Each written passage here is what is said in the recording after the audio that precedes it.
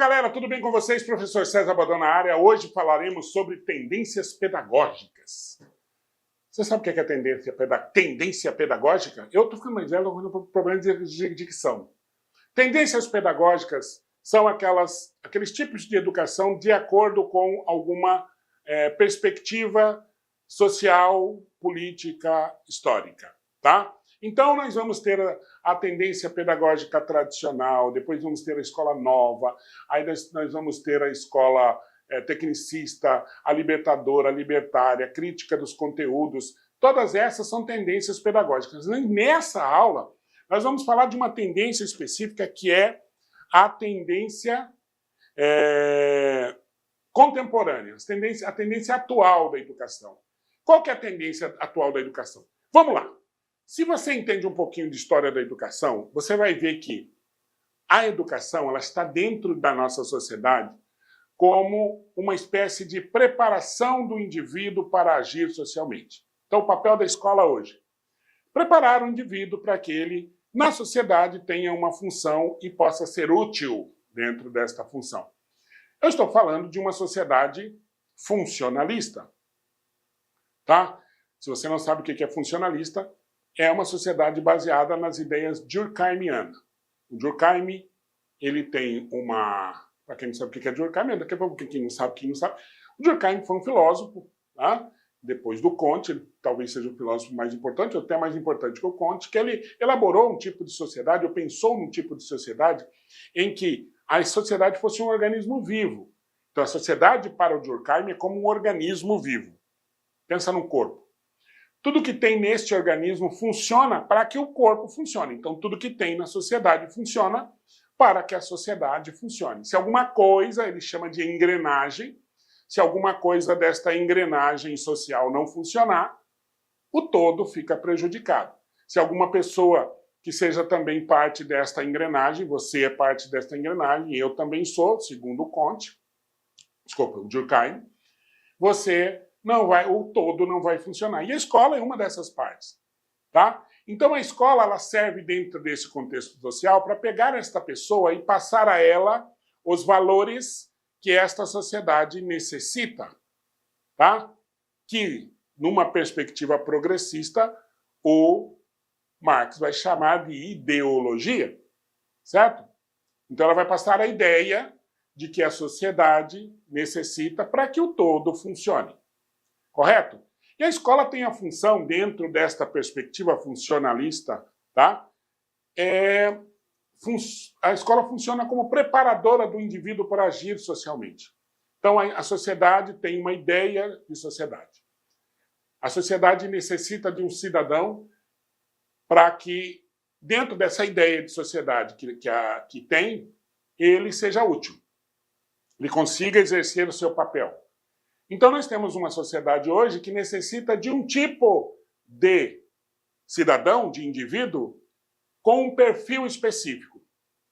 Isso que nós vamos chamar de tendência contemporânea da educação, tá? Se você me entendeu, vamos à luta aqui. Olha, vamos lá. Qual que é o objetivo aqui?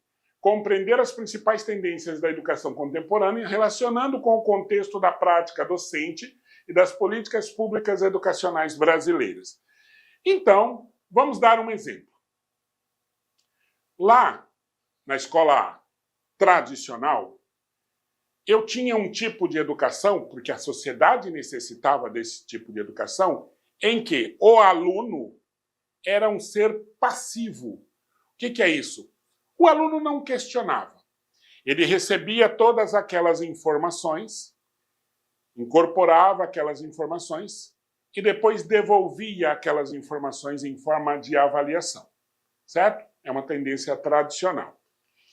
Já na escola nova, o protagonista não era mais o professor, porque na escola tradicional o aluno era passivo e o professor era o ativo, era o protagonista, a ideia da escola tradicional, ele era centrada na figura do professor. Já na escola nova, não. Na escola nova, o protagonista é o aluno. A educação é centrada no aluno. É o aluno que tem que demonstrar aquilo que ele aprendeu. Ele tem que falar, ele pode perguntar, ele pode demonstrar através, tá? Lembrando que ainda o professor tem o seu papel, né, dentro da sala de aula. Beleza? Hoje em dia, e ali, você vai usar todos os mecanismos, todos os elementos possíveis para que essa pessoa seja educada, seja instruída, certo? Como que é na educação contemporânea? Que elementos que eu preciso? O que eu preciso formar? Qual o elemento que eu preciso formar na escola contemporânea para que o cidadão dentro dessa escola, dessa sociedade funcionalista que eu acabei de falar, que nós temos, que ele tem que ter? Qual o perfil desse aluno? Quais os mecanismos que eu tenho que utilizar? Tá? Esses mecanismos que eu tenho que usar envolvem, por exemplo, a informática? Envolve. Envolve a TV? Envolve. Envolve o cinema? Envolve. Envolve o computador? Opa! Envolve os programas de computador? Claro. O celular? Opa! Mas o celular não é proibido? É proibido. Mas o celular faz parte desse processo. Tá? Felizmente ou infelizmente. Depende de como você vai usar. Tudo bem? Então vamos lá, ó. O nosso objetivo aqui, então, é compreender as principais tendências da educação contemporânea, relacionando com o contexto da prática docente e das políticas públicas educacionais brasileiras. Tudo isso baseada naquelas 4 letrinhas que nós chamamos de BNCC. Base Nacional Comum Curricular. Beleza? Dito isto, vamos aqui, ó. Panorama geral da educação contemporânea. Como é a educação contemporânea? Será que a educação contemporânea é a mesma da época que eu estudei? Que eu fiz o ensino fundamental 1 lá em São Paulo, na escola estadual, professora, não sei o que lá, Borges. Esqueci o nome da professora, esqueci o nome da minha escola. Não sei o que lá, Borges. Tá? Mudanças sociais, culturais e tecnológicas. Olha só o panorama geral. Hoje, em relação à época que eu estudei, ou à época que você mesmo estudou, nós temos mudanças sociais, sim ou não? Sim. Hoje tem tipos diferentes de trabalho, né? Como a galera diz, jobs. Você sabe o que é jobs? Eu fiquei sabendo esses dias, fiquei passado. Job para mim era trabalho. É um trabalho, mas, enfim. Mudanças sociais, culturais. Ó, na minha época, se eu dissesse, mãe, eu levei uma porrada, a minha mãe me dava uma porrada. Porque na minha época, porrada era palavrão. Por quê? Não me pergunte. Pensa. Tecnológicas? Sim. Tá aí a tecnologia que não me deixa mentir. Certo? Novas demandas para a escola? Novas necessidades que a escola tem? Sim ou não? Sim, a escola... Se a mudança é social, cultural e tecnológica, há novas necessidades que eu tenho que incorporar. Isto significa que aquela educação anterior não serve mais para este tipo de sociedade que nós temos. Não serve mais para esse tipo de escola que eu pretendo ter ou que a sociedade tem e do aluno que ela necessita. O perfil do aluno que ela necessita. Consegue entender? Viu? Por isso que quando eu digo que o computador, a informática, o celular é relevante. Ele é necessário, faz parte da sociedade. Gente, presta atenção numa coisa. Todos os mecanismos que eu tenho na sociedade e que fazem parte dela e que o aluno tem que aprender, ele vai, de uma maneira ou de outra, estar na sala de aula hoje. Por quê? Porque a educação contemporânea ela incorpora mudanças sociais, culturais e tecnológicas. Tem novas demandas para a escola. Essa é uma demanda. Como utilizar o celular sem que o celular seja utilizado para outras coisas que não é educação? É um desafio? Está na escola. Perfil do aluno do século XXI. O aluno do século XXI é diferente do aluno do século XX. O aluno do século XXI é um aluno questionador. O aluno do século XX era um aluno passivo, lembra? Ele tinha uma educação passiva, ele tinha uma educação que, no máximo, ele podia falar sobre a escola, mas ele não podia questionar. Tá? Ele não podia questionar. Ele não podia responder para a mãe. Certo? Não podia responder para a mãe. Qualquer coisa que ele falasse, levava um tapão bem no meio da fuça. A minha mãe era assim. A educação que a minha mãe teve, que a minha mãe me deu, ou da qual eu fui formado, chamava pescotapa no pé do crânio. Essa a educação, e que nós sobrevivemos, estamos aqui, não somos loucos e não somos pessoas totalmente deformadas pelos estudantes, mas apanhamos. Quem aí não apanhou? É raro, né? Formação docente e inovação. Esse é o panorama geral da educação contemporânea, tá? Então presta bem atenção que é dentro deste panorama, desta ideia, você não, volto a dizer, você não precisa decorar nada, você tem que ter a ideia, tá? Inovação, novas tecnologias, formação de professor, incorporação de novas perspectivas culturais. Tudo isso dentro da escola, tá? Os 4 pilares da educação segundo a Unesco. A Unesco, ó, aprender a conhecer, aprender a fazer, isso aqui já caiu em concurso, cara, quase todos os concursos caem isso aqui. Aprender a conhecer, aprender a fazer, aprender a viver junto e aprender a ser. Tudo a aprender. Aprender a conhecer não é só ver, é ter curiosidade, tá? É ter perspectiva de investigação, perspectiva de questionar o que eu estou vendo. Aprender a conhecer, aprender a fazer. Não basta eu ter o conteúdo. Eu preciso aprender como aquele conteúdo vai ser útil para mim. Certo?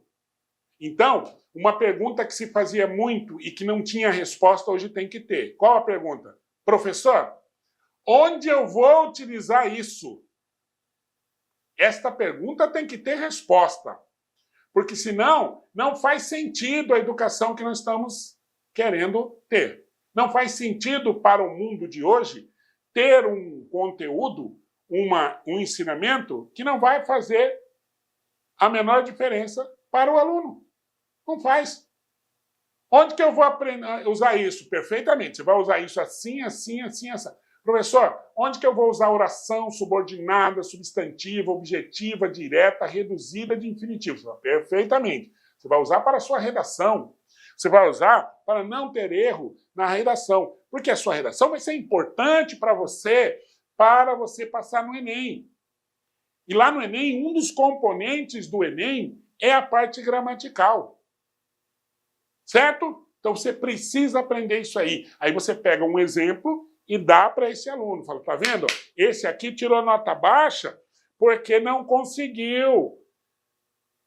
Estava utilizando a concordância nominal errada, não conseguiu fazer a redução de uma oração, não conseguiu fazer um elemento de concisão. Tá? Aí o aluno fala, o que é concisão? Aí você fala, concisão é quando você escreve várias coisas com mínimo de palavras. Você vai colocar para ele para que ele vai aprender aquele conteúdo. Certo? Porque senão, não tem sentido o que você está ensinando, tá? Tem que ensinar? Tem. Tem que ensinar tudo? Depende. Você tem que ensinar o que está no currículo e para que você vai ensinar. Como você ensinar e onde ele vai utilizar aquilo, tá? Aprender a viver juntos, tá? Professor, mas a gente já não vive juntos? Vivemos.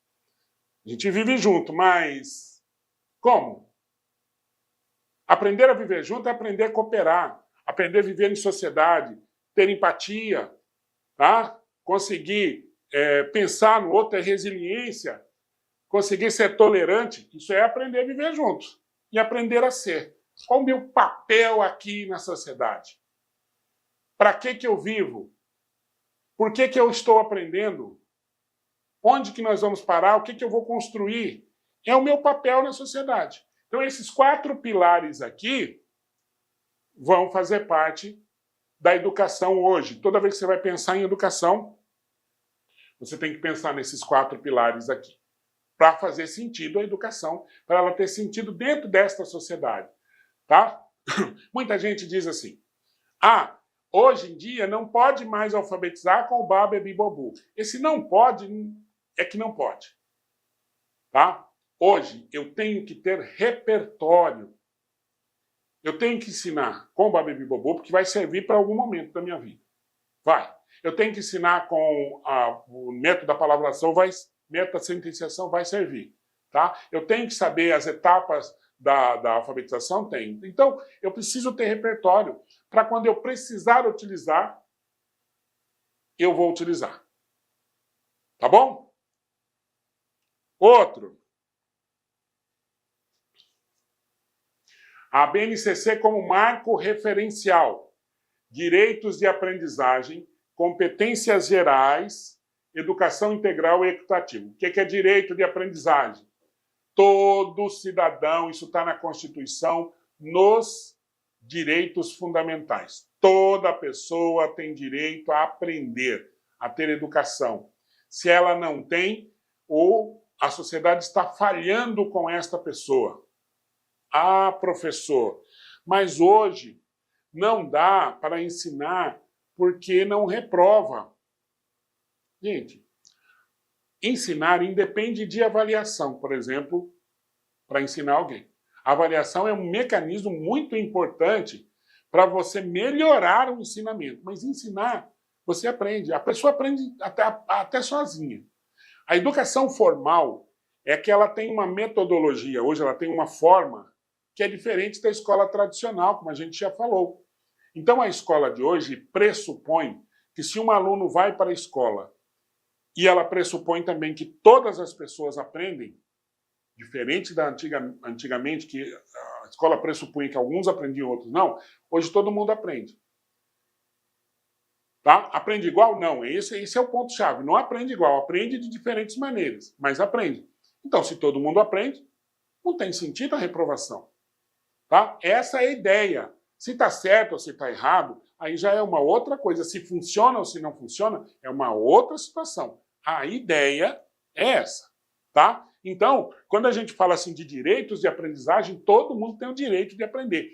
Quando não aprende, é porque algum lugar está falhando. É o professor só? Não. É a sociedade só? Não. São só os pais? Não. Todo mundo está falhando. Então, cabe a perspectiva de a gente ter condição de identificar onde é que está falhando. A parte de alfabetização, a ideia é essa. Quando você, antigamente, reprovava, não é alfabetização, reprovação que eu quis falar. Quando antigamente você reprovava uma pessoa, o que você fazia? Você pegava aquela pessoa que foi reprovada e colocava ela fora da escola. Fica aí, ô analfabeto. Eu não quero você aqui dentro porque você vai dar trabalho para mim. Beleza? Ok. E os analfabetos ficavam na escola, que você tinha 1 milhão, 2 milhões, 20 milhões de analfabetos. Chegamos a ter 20 milhões de analfabetos.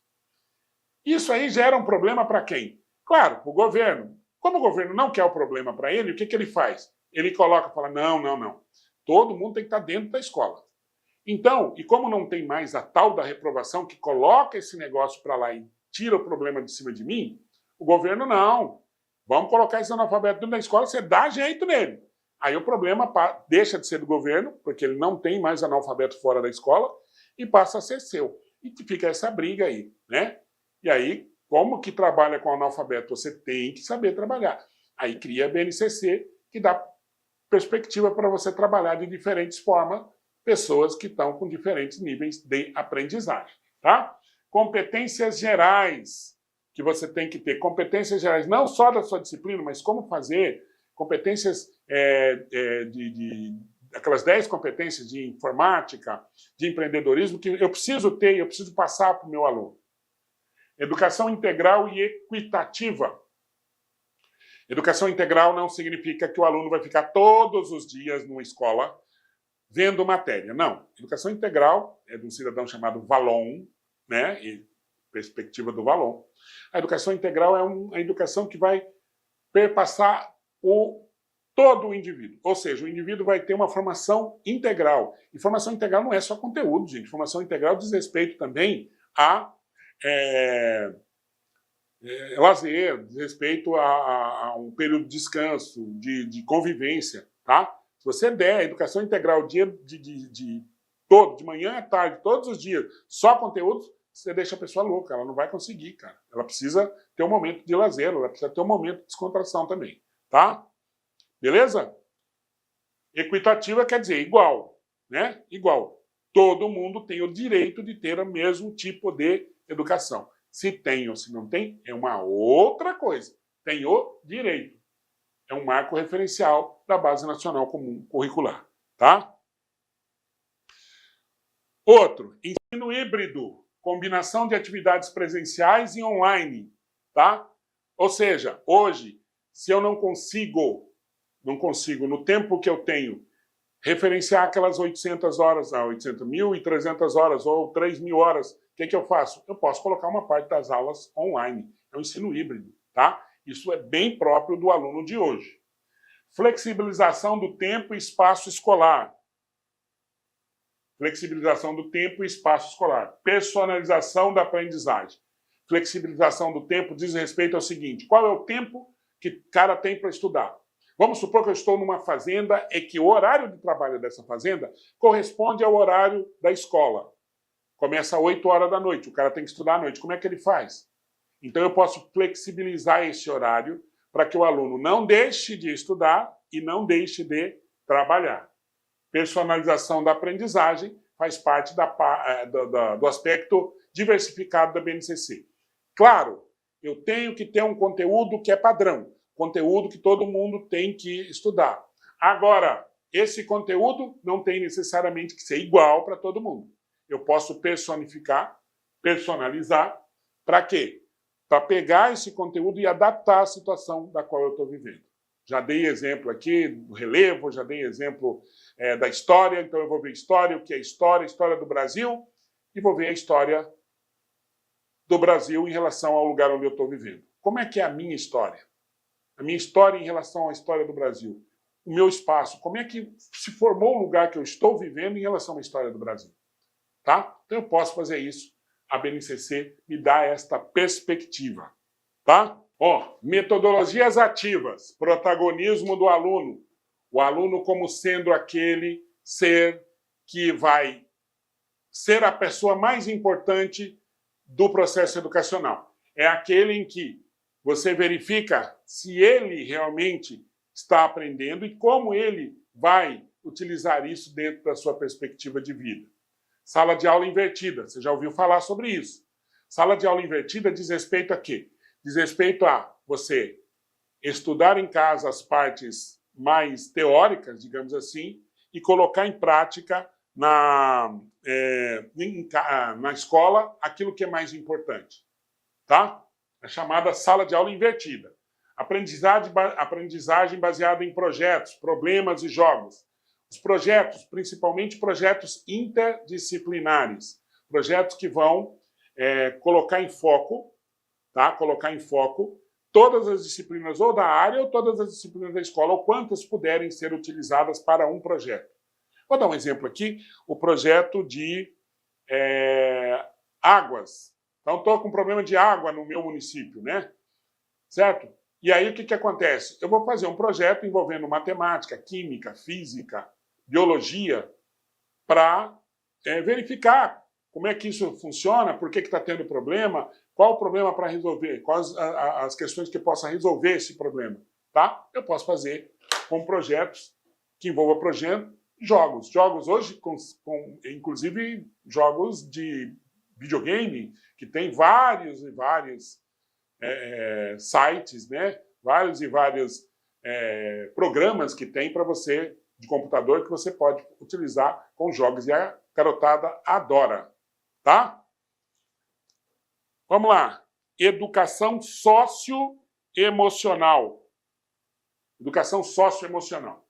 BNCC, na BNCC chamada de competências socioemocionais.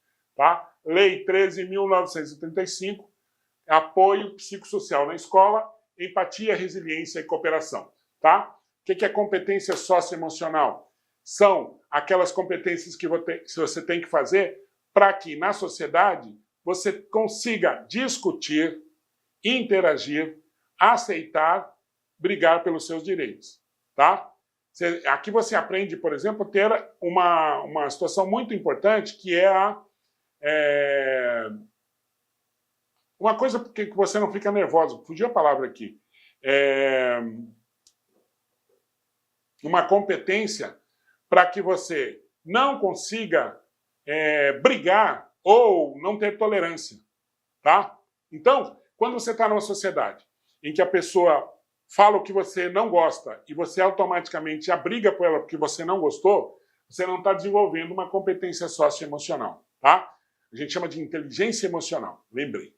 Inteligência emocional. Você tem que ter inteligência emocional, que é exatamente uma das competências socioemocionais, para você poder discutir, para você pensar sobre a coisa, não diretamente agir com o impulso. Isso, numa sociedade como a de hoje, não faz. Então você tem que aprender a acelerar e a diminuir, a avançar e recuar. Tudo para que você atinja um objetivo. Isso você tem que aprender na escola também.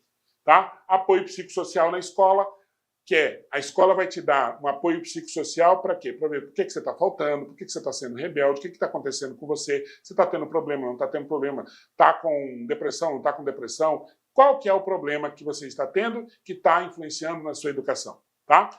Isso a gente tem a equipe de psicossocial dentro da escola. Empatia, resiliência, cooperação. Saber o que o outro, se colocar no lugar do outro, tá? Ter persistência naquilo que você vai fazer com o pensamento em resolução de problema, principalmente resolução em conjunto. Cooperar, o espírito de cooperação, tá? Para que alguma coisa dê certo. Tudo isso você vai precisar dentro da escola. Você vai precisar na escola para poder resolver problema, tá bom? Isso a gente chama de educação socioemocional. Não esqueçam disso aqui, tá? Essa é a palavra-chave. Tecnologias digitais da educação, uma das 10 competências que nós falamos lá, que nós estamos vendo aqui. Ferramentas digitais e cultura digital. Então, ferramentas digital e cultura digital. Eu tenho que aprender na escola que a sociedade é da tecnologia.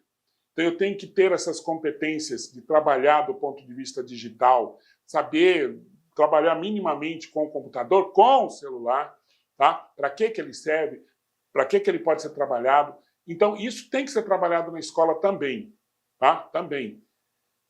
Cultura digital. Nós vivemos numa sociedade totalmente ou basicamente digital, tá? No campo, na aldeia indígena, na sua casa. A sua mãe que não mexia com o celular, que não tinha celular, ela tem que mexer com o celular hoje, ela tem que mexer com a tecnologia, ela tem que verificar as coisas. Desafios da inclusão digital. Como fazer com que uma pessoa que não seja incluída digitalmente possa ter isso na escola? As escolas são, hoje, basicamente digitalizadas. Elas têm o quê? Chromebooks à disposição, computadores à disposição. Elas têm que saber entrar. E a garotada sabe fazer isso. Mas ela tem que ter noção disso, tá? Então, isso é uma das 10 práticas lá que nós temos dentro da nossa sociedade, tá? Desafios da inclusão, já falamos, educação conectada.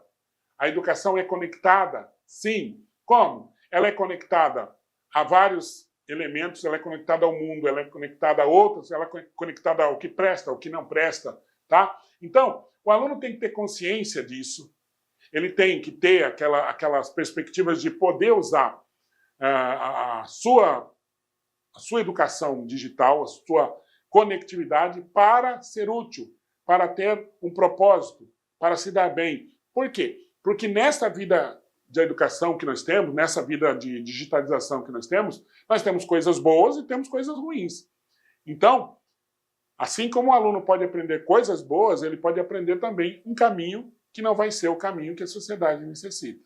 E aí é ruim, tá? E faz parte da educação isso também. A educação para o mal também existe, tá? Claro que o nosso papel é fazer com que o aluno consiga usar tudo isso aí para ser útil para a sociedade, não uma pessoa que vai usar isso aí para derrubar os outros, para dar golpe, etc. Tá? Outra, gamificação. Elementos de jogos aplicados à aprendizagem. Quando você fala gamificação, já vem à sua cabeça jogos eletrônicos, né? E é exatamente isso também, não só eletrônicos, mas a maior parte é eletrônico. Hoje os jogos são importantíssimos, tá? Por quê? Muitos trabalhos hoje diz respeito à gamificação. Muitos alunos já conseguem produzir games, produzir videogames. Olá, meus amigos, minhas amigas. Eu peço licença para vocês, mas eu quero passar um recado importante para você, professor da educação básica que está estudando para o concurso da Secretaria Estadual de Educação de Minas Gerais. Nós aqui da La Concurso nós estamos disponibilizando 15 cursos EAD específicos para este concurso. Inclusive, nós temos uma proposta pedagógica. Nós vamos atender 100% dos conhecimentos básicos, 100% dos conhecimentos básicos, que é língua portuguesa, matemática aplicada, direitos humanos e legislação para todos os cargos. E nós temos aqui também a parte específica, que é a parte desse vídeo que você está assistindo. Esse vídeo aqui é um vídeo demonstrativo. Você vai ter aqui, nós temos todos esses cursos, incluso também a parte básica, investimento apenas isso mesmo, ó, R$ 199,90, né? Aqui você vai ter a BNCC, que com certeza vai cair algumas questões na sua prova, na prova de conhecimentos específicos.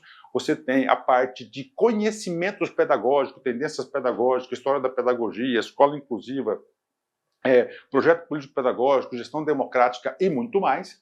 E você tem ainda também umas 10 horas de resolução de questões de últimos concursos. Infelizmente, nós não temos concursos, muitas questões da banca Consulplan, mas nós temos aí umas 10 questões de resoluções de questões de concursos anteriores de professor, principalmente da banca que é o terror de todas, que é da FGV. Se você estuda pela banca FGV, você pode ter certeza que você se prepara para diversos concursos. Lembrando que nós temos aqui playlist, olha só, de filosofia, de história, língua portuguesa, biologia, sociologia, artes, língua inglesa e educação especial. Todos os dias, aqui na La Concurso, estou gravando esse vídeo dia 22 de maio. Todos os dias, a nossa equipe ela disponibiliza 15 vídeos para o concurso da Secretaria Estadual de Educação de Minas. Pelo menos 15 vídeos, tá certo? Pelo menos 15 vídeos. Gostou? Curta esse vídeo, comente, compartilhe, nos siga lá no Instagram, ajude esse projeto.